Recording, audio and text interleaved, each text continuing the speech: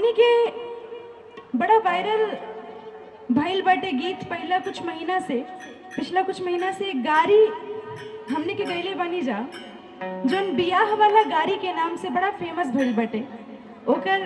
एक और कलाकार हमनी के साथ बड़ी मोहिनी द्विवेदी जी, हमरा एक गीत के बाद वो हमनी के सामने आई है। हमनी के साथ में गारियों गाई जाई। एक बार हाथ उठा के बताएं कितना लोग के आनंद आ रहल बाटे आज के कार्यक्रम में।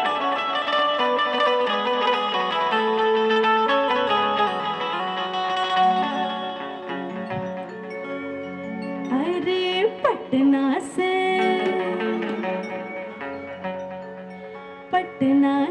बैदा बुलाएगा हो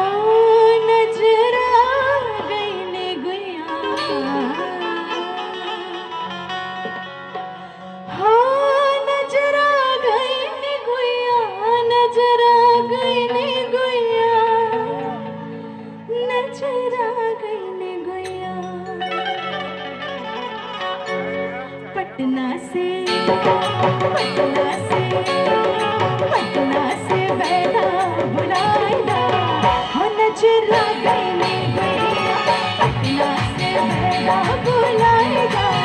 हो नजरा गईने गुया नजरा गईने गुया नजरा गईने गुया नजरा गईने गुया पटना से बैठा बुलाएगा हो नजरा गईने गुया पटना से बैठा बुलाएगा हो नजरा गईने गुया।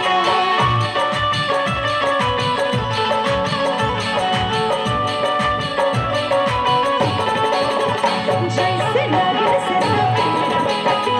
करेला जैसे नगी से सफेद अटखेल करेला मोरे होठवा से नखनिया गुनेल करेला मोरे होठवा से नखनिया गुनेल करेला जैसे नगी से सफेद अटखेल करेला जैसे नगी से सफेद अटखेल करेला।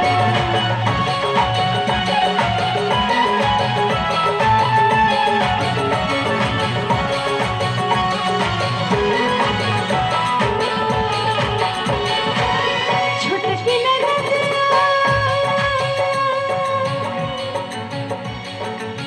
छुटकी ननदिया बड़ी शौकीनिया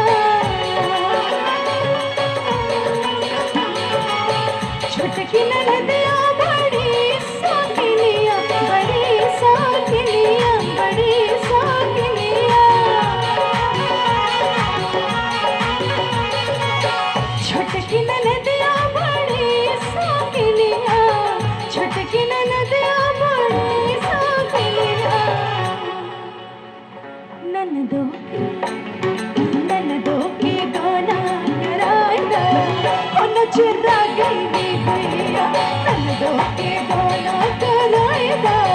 हो नजरा गईने गुया नजरा गईने गुया नजरा गईने गुया नजरा गईने गुया